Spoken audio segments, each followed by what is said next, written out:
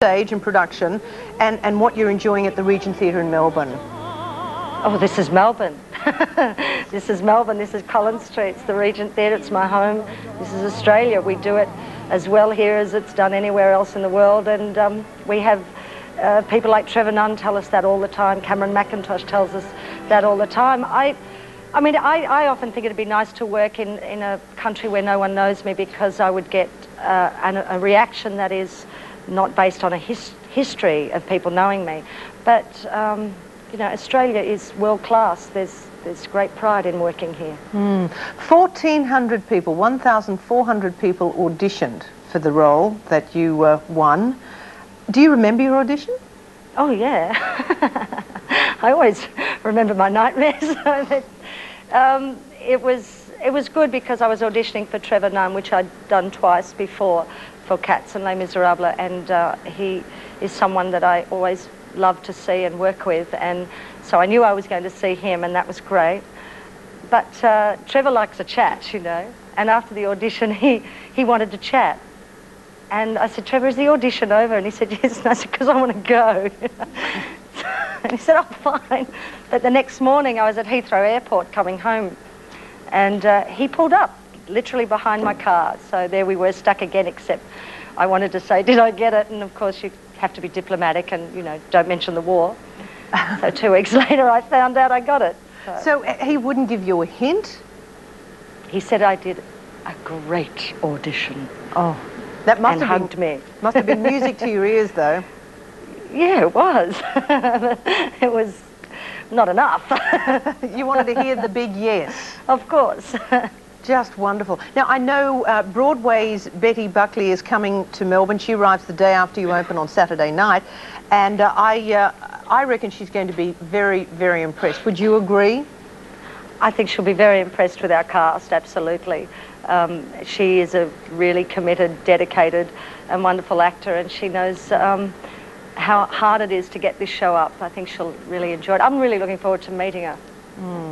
Well, I can only wish you the very best. It's a big opening night.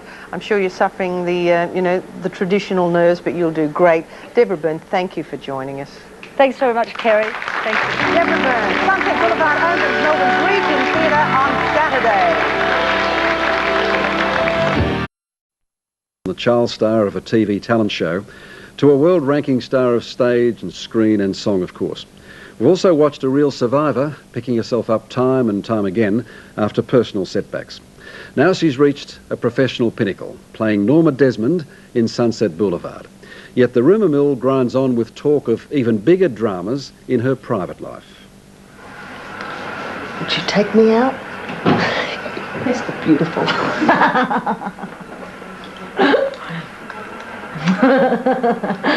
Ah, dear, things you do.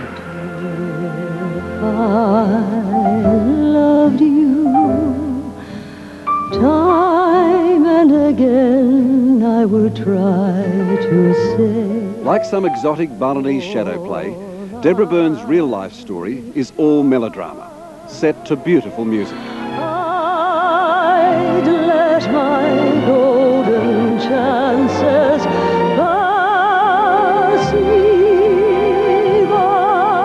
I'm usually nude while I do this, but just for you I wore my very special blue pastel dressing gown.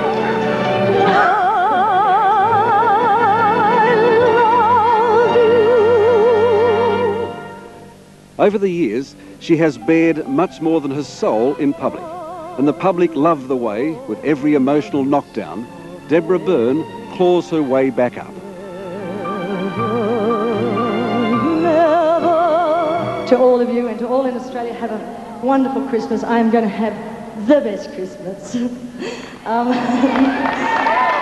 Why did you say that? It was defiant? And it was rather defiant, wasn't it? wasn't it? Well, because, you know, there'd been so much said about me that, you know, wrote me as a tragedy, that it was a message, you know, to a lot of people to say that I am defiantly going to have the best Christmas, you know. Did you also, and there's a sense, did you have a sense that you'd have a bugger of a year? I'd had a bugger of a year, but, you know, it's extraordinary. If you do a really good job and a really great show, and you know, you have your opening night and there's great reviews. They last probably for about 5 days.